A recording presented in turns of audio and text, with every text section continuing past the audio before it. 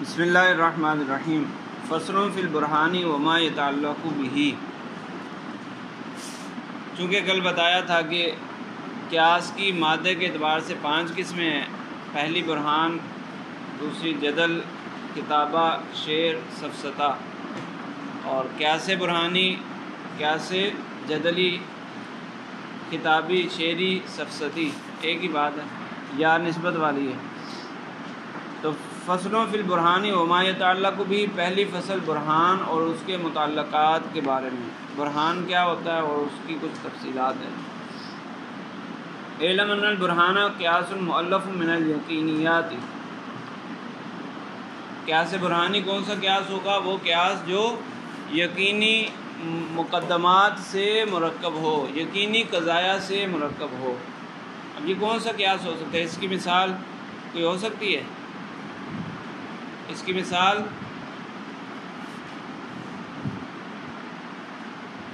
کوئی بنا سکتے ہیں آپ؟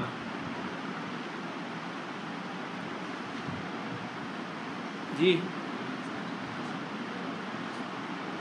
وہی قیاس ہے، شکل اول ہے، قیاس اقترانی کی شکل میں دے دو بیٹھ۔ کلو انسان حیوان کلو حیوان جسم یقینی ہے۔ کلما کانت الشمس طالعۃ فالنہار موجود لیکن الشمس طالعۃ فالنہار موجود۔ صحیح ہے؟ تو کلما کانت الشمس طالعۃ فالنہار موجود یہ ایک مقدمہ ہے، اور لیکن الشمس طالعۃ یہ دوسرا مقدمہ ہے۔ تو دونوں یقینی ہیں، دونوں یقینی ہیں، تو یہ قیاس برہانی بنے گا۔ تو جو پہلے ہم نے تفصیلات پڑھی ہیں، قیاس کی اقسام پڑھی ہیں، اشکال پڑھی ہیں، وہ ساری کی ساری یہاں آئیں گی۔ یہ جو تقسیم ہے یہ مادے کے اعتبار سے ہے، تو انہی میں مادے کے اعتبار سے یہ تقسیم بنے گی نا۔ یعنی شکل اول قیاس برہانی بھی ہو سکتی ہے، قیاس جدلی بھی ہو سکتی ہے، قیاس کتابی بھی ہو سکتی ہے۔ اسی طرح ساری اشکال سمجھ آئے گی نہیں؟ تو بس یہ دیکھنا ہے کہ وہ جو پیچھے جتنی بھی قسمیں پڑھی تھیں ان کے مقدمات کو دیکھنا ہے، وہ مقدمات کیسے ہیں۔ اگر یقینی ہوں گے تو ان کو قیاس برہانی کہہ دیں گے۔ وہ قضایا اگر یقینی ہوں گے تو قیاس برہانی ہوگا۔ تو کہہ رہے ہیں کہ اعلم ان البرہان قیاس مؤلف من الیقینیات، وہ قیاس جو قضایا یقینیہ سے مرکب ہو۔ اب یقین کیسے حاصل ہوتا ہے؟ یقینی کون سے قضیے ہوتے ہیں؟ بدیہیتاً کانت اور نظریتاً منتہیتاً الیہا۔ یا تو وہ بدیہی ہوں گے، ہم نے شروع میں 2 قسمیں پڑھی تھی نا تصدیق کی، نظری اور بدیہی، تصدیق ضروری بدیہی اور تصدیق نظری کسبی۔ جو ضروری بدیہی، ضروری یا بدیہی ایک کے 2 نام ہیں، وہ کیا ہوتا ہے؟ وہ بھی یقینی ہوتا ہے۔ یا پھر نظری، ایسا نظری جس کی انتہا بدیہی پر ہو۔ نظری کون سا ہوتا ہے؟ جس کو حاصل کرنے کے لیے غور و فکر کرنا پڑے، جس پر یقین تب آئے گا جب دلیل دے دی جائے گی، اس کو دلیل سے ثابت کر دیں گے تو یقین آ جائے گا۔ العالم متغیر، العالم حادث، یہ ایک تصدیق تھی جو نظری تھی، تصدیق نظری تھی نا۔ تو اب اس پر جب دلیل دیں گے کہ العالم متغیر کل متغیر حادث، تو اب العالم حادث کیا ہو گیا؟ اب یہ بدیہی ہو گیا۔ جو پہلے نظری تھا اب بدیہی ہو گیا۔ جو نظری ہوگا حصول سے پہلے، دلیل سے پہلے نظری ہوگا، دلیل کے بعد وہ بدیہی بن جائے گا۔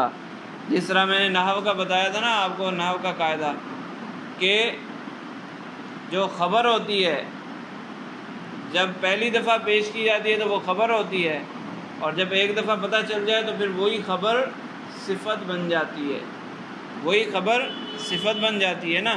تو اسی طرح یہاں پر جو نظری ہوگا، دلیل سے پہلے نظری اور دلیل دینے کے بعد، دلیل سے ثابت ہونے کے بعد وہی پھر بدیہی ہو گیا۔ تو کہنے نظریتاً منتہیتاً الیہا، ایسے نظری قضایا ہوں جس کی انتہا بدیہی پر ہوتی ہو۔ ٹھیک ہے؟ اگر ایسے قضایا ہیں تو بھی وہ قیاس برہانی کہلائے گا۔ جو قیاس ہمارے سامنے آئے گا اس کے دونوں مقدمات کو دیکھا، اس کے دونوں مقدمات بدیہی ہیں تو بھی قیاس برہانی، اور اگر نظری ہیں لیکن ایسے نظری کہ جن پر دلیل دے کر اس کو ثابت کیا جا سکتا ہے تو پھر وہ بھی قیاس برہانی ہی کہلائے گا۔ بعض علماء نے کہا، یعنی منطق کے علماء نے کہا، منطق کے ائمہ نے کہا کہ قیاس برہانی صرف بدیہی قضایا سے مل کر بنتا ہے، نظری قضایا سے بننے والا قیاس برہانی نہیں ہوگا، چاہے وہ دلیل کے ساتھ ثابت کر دیے جائیں، بعد میں اس پر دلیل بھی دے دی جائے، دلیل اس پر موجود ہو، اس کے باوجود وہ قیاس برہانی نہیں بنے گا۔ لیکن مصنف فرما رہے ہیں کہ ایسا نہیں ہے، صحیح قول یہی ہے کہ بدیہی سے بننے والا قیاس بھی قیاس برہانی ہے، اور ایسے نظری جس کی انتہا بدیہی پر ہو اس سے بننے والا قیاس بھی قیاس برہانی ہوگا۔ اچھا، نظری جس کی انتہا بدیہی پر ہو، لازمی نہیں ہوتا کہ ایک نظری قضیہ ہے تو ایک دلیل دیں تو وہ بدیہی بن جائے، ایسا بھی ہو سکتا ہے ایک قضیہ پیش کیا، اس کو ثابت کرنے کے لیے دوسرا قضیہ پیش کیا، وہ بھی نظری ہے، پھر اس کو ثابت کرنے کے لیے تیسرا قضیہ پیش کیا، وہ بھی نظری ہے، پھر اس کو ثابت کرنے کے لیے چوتھا قضیہ پیش کیا، وہ بدیہی تھا، اس بدیہی نے تیسرے کو ثابت کر دیا، پھر تیسرے سے دوسرا ثابت ہو گیا، دوسرے سے پہلا ثابت ہو گیا، اب یہ بھی نظری قیاس برہانی میں شامل ہو سکتا ہے۔ تو مطلب یہ ہے کہ یا تو ڈائریکٹ وہ ثابت ہو جائے چاہے واسطوں سے ثابت ہو، اس لیے انہوں نے کہا منتہیتاً، نظریتاً منتہیتاً الیہا، ایسا نظری قضیہ جو کہیں نہ کہیں جا کر بدیہی پر ختم ہو رہا ہو، جس کے آخر میں کہیں نہ کہیں بدیہی آ رہا ہے، تو وہ قضیہ اس میں شامل ہو سکتا ہے قیاس برہانی میں۔ اگر نظری چلتا رہے، ایک نظری کے لیے دلیل دینے لگیں وہ بھی نظری، پھر اس کے لیے دلیل دیں وہ بھی نظری چلتا رہے سلسلہ، تو یہ تو کبھی ختم ہی نہیں ہوگا۔ لازمی بات ہے کہیں نہ کہیں تو ختم کرنا پڑے گا نا، اس کو کہیں نہ کہیں ختم کرنا پڑے گا، تو اس لیے ضروری ہے کہ نظری کا اختتام کسی بدیہی پر ہو۔ پھر بدیہی کی 6 قسمیں ہیں، بدیہی قضایا 6 طرح کے ہوتے ہیں۔ بدیہی میں بھی پھر درجے ہوتے ہیں نا، ایک بالکل بدیہی ہے، ایک اس سے کم درجے کا بدیہی، پھر اس سے کم درجے کا بدیہی۔ تو جو قضایا قیاس برہانی میں آ سکتے ہیں وہ 6 طرح کے ہوں گے، بدیہی 6 طرح کے ہیں، بدیہی آ سکتے ہیں تو بدیہی کی 6 قسمیں ہیں۔ اچھا، ولیس الامر کما زعم ان البرہان انما یتألف من البدیہیات فحسب، کہنے بعض لوگوں نے یہ سمجھا کہ برہان صرف بدیہیات سے مرکب ہوتی ہے، تو ایسا نہیں ہے۔ ثم البدیہیات 6، پھر بدیہی کی 6 قسمیں ہیں، بدیہی 6 طرح کے قضیے ہوتے ہیں۔ نمبر 1، احدھا الاولیات، پہلی قسم اولیات ہے، وہی قضایا یلزم العقل فیہا بمجرد الالتفات والتصور ولا یحتاج الی واسطۃ، کہہ رہے ہیں وہ قضایا کہ جس میں تھوڑی سی توجہ دیں، نظر کریں، جس میں موضوع معمول کو دیکھیں تو یقین حاصل ہو جاتا ہے، اس میں درمیان میں کوئی واسطہ نہیں لانا پڑتا، ڈائریکٹ موضوع اور محمول کے تصور سے، موضوع محمول کو سمجھنے سے یقین حاصل ہو جاتا ہے کہ یہ بات درست ہے، کوئی واسطہ وغیرہ درمیان میں نہیں لانا پڑتا، تو اس کو کہتے ہیں اولیات، یعنی پہلی نظر میں یقین حاصل ہو جانا، اول نظر میں یقین حاصل ہو جانا۔ جیسے الکل اعظم من الجزء، الکل اعظم من الجزء، کل کا تصور کر لو اور جز کا تصور کر لو، اعظم کا تصور کر لو، سمجھ یقین آ جائے گا، کل جز سمجھ آ جائے گا، اعظم سمجھ آ جائے گا، تو یقین ہو جائے گا کہ یہ کیا ہے۔ صحیح بات ہے نا کہ الکل اعظم من الجزء، کل جز سے بڑا ہوتا ہے، کہ کل بنتا ہی اجزاء سے مل کر ہے، اجزاء ملیں گے تو کل بنے گا نا. کل کس کو کہتے ہیں؟ جس میں چند اجزاء ہوں. کل اسی کو کہتے ہیں جس میں چند اجزاء ہوں. تو اس میں سے ایک کو اٹھایا جائے تو وہ لازمی بات ہے چھوٹا ہوگا. کل میں زیادہ ہوں گے، کم از کم 2 تو ہوں گے نا جز. کل کے اندر کم از کم 2 جز ہوں گے. تو ایک طرف وہ کل رکھا جائے اور ایک طرف ایک جز رکھا جائے تو کل بڑا ہوگا نا.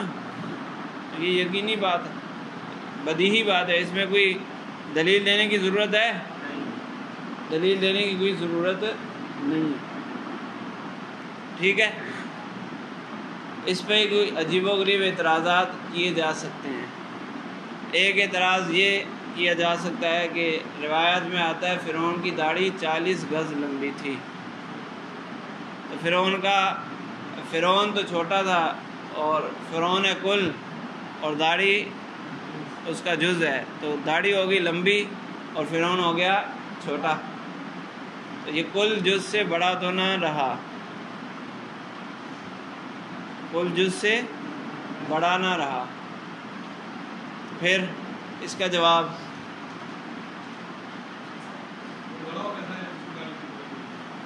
نہیں ہے.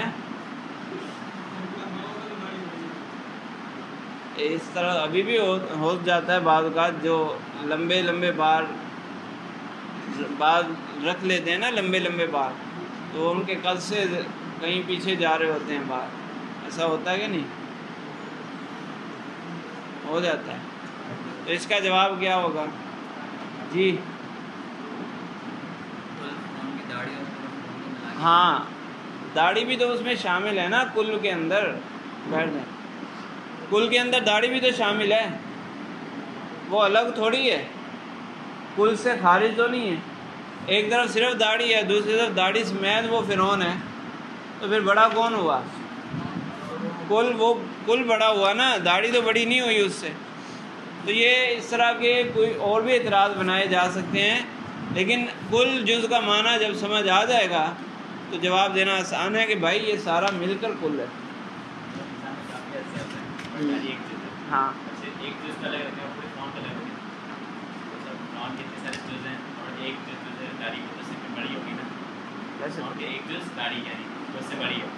تو فرعون میں وہ داڑھی بھی تو شامل ہے نا.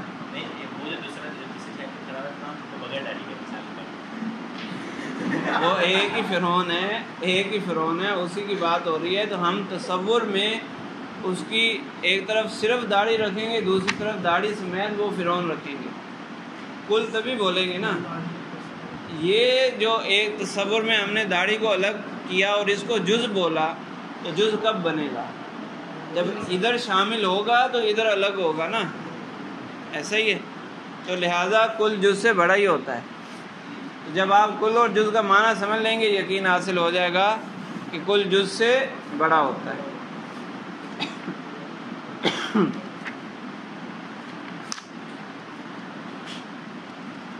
وثانیہ الفطریات وہی ما یفتقر الی واسطۃ غیر غائبۃ عن الذہن اصلا. دوسری قسم بدیہیات کی فطریات ہیں.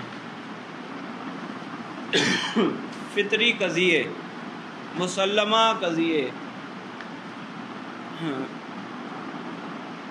یہ وہ قضیے ہوتے ہیں کہ جس میں موضوع معمول کے تصور کے ساتھ ایک واسطے کی ضرورت پڑتی ہے، لیکن یہ واسطہ ذہن سے غائب نہیں ہوتا، یعنی کہیں سے لانا نہیں پڑتا، یہ ذہن میں ہی موجود ہوتا ہے. یہ واسطہ ذہن میں ہی موجود ہوتا ہے. وَيُقَالُ لِهَذِهِ الْقَضَايَا قَضَايَا قِيَاسَاتُهَا مَعَهَا. ان قضایا کو، فطریات کو دوسرا نام یہ بھی دیا جاتا ہے کہ یہ وہ قضیے ہیں جن کی دلیل قیاساتها، یعنی ان کی دلیل، وہ قضیہ جس کی دلیل اس کے ساتھ ہی ہے، الگ سے دلیل دینے کی ضرورت نہیں، اس کے اندر ہی دلیل بھی موجود ہے، اس کے ساتھ ہی موجود ہے. کوئی بولے گا تو فوراً دلیل بھی پیش کی جا سکتی ہے. مثال یعنی اس کو اگر وہ بنانا چاہیں نا، قیاس کی شکل میں بنانا چاہیں تو بنایا جا سکتا ہے. جیسے الاربعۃ زوجن. اب اربع اور زوج کا تصور کریں تو یقین حاصل ہو جاتا ہے، ساتھ میں درمیان میں واسطہ آتا ہے. وہ واسطہ کیا ہے؟ الاربعۃ منقسم بمتساویین، الاربعۃ منقسم بمتساویین وکل منقسم بمتساویین زوج، تو نتیجہ کیا نکلا؟ الاربعۃ زوج۔ تو یہ منقسم بمتساویین جو درمیان میں واسطہ ہے، یہ ذہن سے غائب ہوتا ہے؟ یہ ذہن سے غائب نہیں ہوتا، ذہن میں موجود ہوتا ہے، تو ان کو کہتے ہیں فطریات۔ ٹھیک ہے، جیسے الاربعۃ زوج فإن من تصور مفہوم الاربعۃ، کہہ رہے ہیں جس شخص نے اربع کے مفہوم کو سمجھا، تصور کیا، وتصور مفہوم الزوج، اور زوج کے مفہوم کو سمجھا، بأنہ هو الذی ينقسم بمتساویین، یعنی یہ سمجھا کہ زوج وہ ہوتا ہے جو برابر تقسیم ہو، حکم بداہتاً بأن الاربعۃ زوج، وہ یقینی طور پر بدیہی طور پر حکم لگا دے گا کہ اربع زوج ہے۔ وَنَحْوُ قَوْلِنَا الْوَاحِدُ نِصْفُ الْاثْنَيْن، اسی طرح الواحد نصف الاثنین، یہ والی بات اگر یہ قضیہ لیں تو یہ بھی ایسا ہی ہے۔ فإن العقل يحكم به بعد أن يلاحظ مفہوم نصف الاثنین والواحد، نصف الاثنین اور واحد کے مفہوم کو سمجھا جائے تو درمیان میں واسطہ لایا جائے، یقین حاصل ہو جاتا ہے۔ ٹھیک ہے، تو اس میں اتنا زیادہ فرق نہیں ہے، اولیات اور فطریات میں زیادہ فرق نہیں ہے، بعض اوقات دونوں ایک جیسے محسوس ہوتے ہیں، بس معمولی سا فرق ہے، وہ کبھی سمجھ آئے گا کبھی سمجھ نہیں آئے گا، چونکہ یہ سارے بدیہی کی اقسام ہیں نا، 6 کی 6، تو بعض اوقات تھوڑا سا فرق سمجھ آئے گا، بعض اوقات تھوڑا فرق نہیں سمجھ آئے گا، بعض اوقات شک پڑ جائے گا کہ اس کو اولیات بنائیں یا فطریات بنائیں یا کوئی اور قسم بنائیں، لیکن ہیں بہرحال بدیہی، اس میں دلیل دینے کی ضرورت نہیں پڑتی۔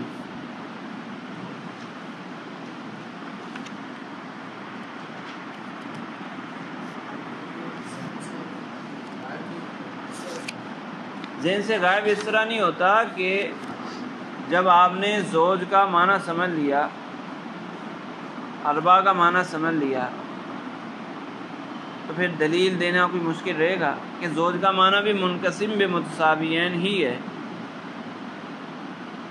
زوج کا معنی بھی منقسم بمتساویین ہے، تو اب دلیل بنانا مشکل ہے؟ دلیل بنانا مشکل نہیں ہے، واسطے سے مراد وہ حد اوسط ہو گیا نا، الاربعۃ منقسم بمتساویین وکل منقسم بمتساویین زوج، تو نتیجہ نکل گیا الاربعۃ زوج۔ صحیح ہے، سمجھ آ گئی؟ آگے چلیں۔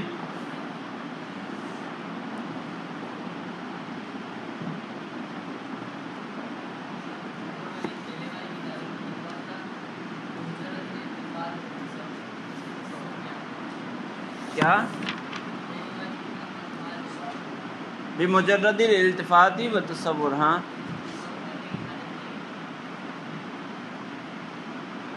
حاجت نہیں ہوتی، الکل اور الکل اعظم من الجزء، کسی کو حاجت ہوگی کسی کو نہیں ہوگی۔ ابھی ان کو شک پڑ گیا نا،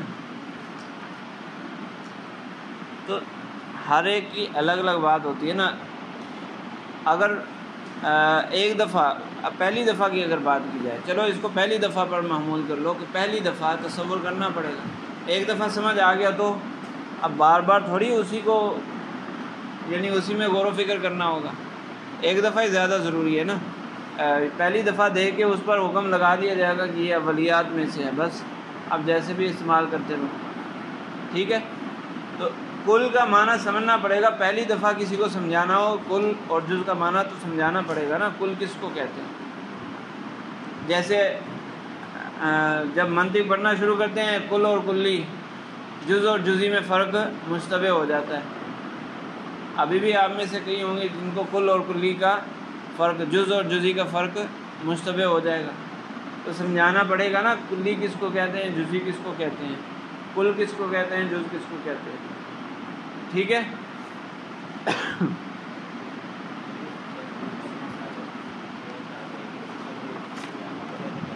ہاں وہی تو کہہ رہا ہوں کہ بعض اوقات ایسا بھی ہوگا کہ ایک ہی قضیہ کبھی شک پڑ جائے گا کہ اولیات میں ڈالیں یا فطریات میں ڈالیں، یا اگر ایک دفعہ سمجھ آ گیا الواحد نصف الاثنین، پہلی دفعہ سمجھ آ گیا، پہلی دفعہ دیکھا تو یہ فطریات بنا، پھر جب سمجھ آ گیا تو اب آپ کے لیے وہ اولیات ہو گیا، دوسرے کے لیے وہ فطریات ہے.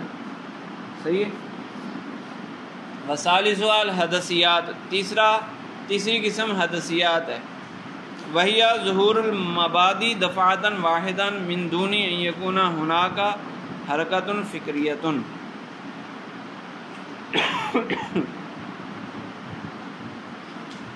تیسری قسم حدثیات ہیں بدیہیات کی.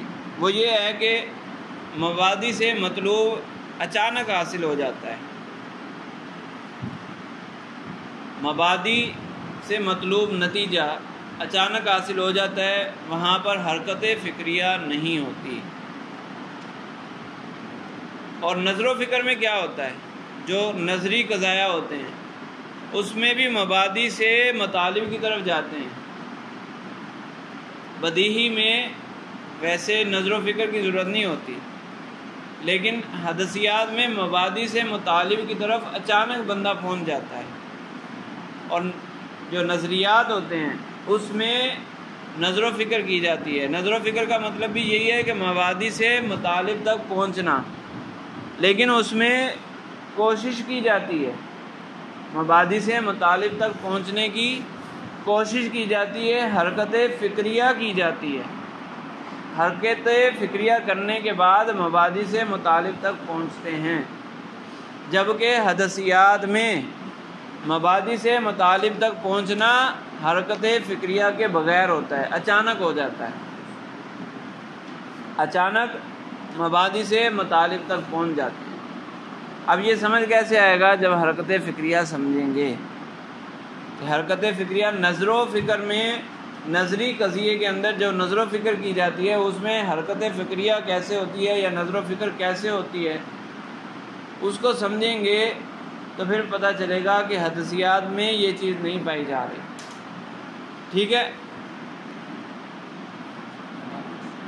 مبادی سے مراد دعویٰ سے، جیسے ہم کہتے ہیں نا العالم حادث، یہ مبادی ہو گیا، یا العالم متغیر کل متغیر حادث، یہ درمیان میں پھر واسطہ بنتے ہیں، پھر وہی آ جاتا ہے العالم حادث. یہ مطلوب ہے، یہ نتیجہ ہے.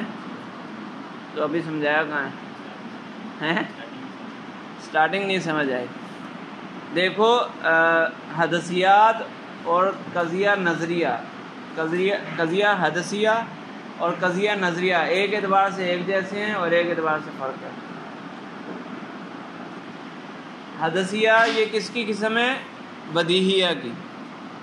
تو ویسے تو بدیہی اور نظری آپس میں متضاد ہے نا. جو بدیہی ہوگا وہ نظری ہو سکتا ہے، جو نظری ہوگا وہ بدیہی ہو سکتا ہے. ایک ہی وقت میں نظری بھی ہو بدیہی بھی ہو، ایسا ہو سکتا ہے. وہ تو میں نے بتایا نا، جو نظری تھا بعد میں پھر وہ بدیہی بن جائے گا، لیکن جب نظری ہے اس وقت وہ بدیہی ہو سکتا ہے. آپس میں یہ دونوں ضدیں ہیں. لیکن بدیہی کی ایک قسم حدثی، اس حدثی کو نظری کے ساتھ ملا کر دیکھیں تو ظاہراً ایک جیسے ہیں. ایک اعتبار سے یہ دونوں ایک جیسے ہیں اور اصل کے اعتبار سے دونوں میں فرق ہے. فیض اٹھ جا، کھڑے ہو جاؤ. اگر یوں دیکھا جائے کہ مبادی سے مطالب کی طرف جایا جاتا ہے، یعنی مطلوب کو حاصل کیا جاتا ہے، نتیجے کو حاصل کیا جاتا ہے، تو نظری میں بھی نتیجہ حاصل کیا جاتا ہے، حدثی میں بھی نتیجہ حاصل کیا جاتا ہے. فرق کس اعتبار سے ہے؟ فرق اس اعتبار سے کہ نظری میں نتیجہ جو حاصل کیا جاتا ہے وہ ترتیب دے کر، مقدمات کو ترتیب دے کر ایک کوشش کی جاتی ہے، حرکت فکریہ کی جاتی ہے، پھر نتیجہ حاصل ہوتا ہے. جبکہ حدثیات میں اچانک نتیجہ حاصل ہو جاتا ہے، اچانک یقین حاصل ہو جاتا ہے. یوں سمجھ لیں کہ ایک قضیہ ہمارے سامنے آیا تو پہلے اس پر یقین نہیں آ رہا تھا، اچانک یقین آ گیا. اچانک یقین آ گیا تو یہ ہوگا حدثی. اور نظری ایک قضیہ ہمارے پاس آیا، اس پر یقین حاصل نہیں ہو رہا، پھر کیا کریں گے؟ قضیے مختلف قضیے ملائیں گے، حرکت فکریہ کریں گے تو پھر نتیجہ حاصل ہو جائے گا۔ سمجھ آ گئی؟ ٹھیک ہے، تو یہ تھوڑا سا فرق، معمولی سا فرق ہے اس میں، لیکن یہ مزید واضح کب ہوگا؟ جب حرکت فکریہ کو سمجھیں گے، تو اب انشاءاللہ پھر اگلے سبق میں حرکت فکریہ کو سمجھیں گے۔ ٹھیک ہے، چلو۔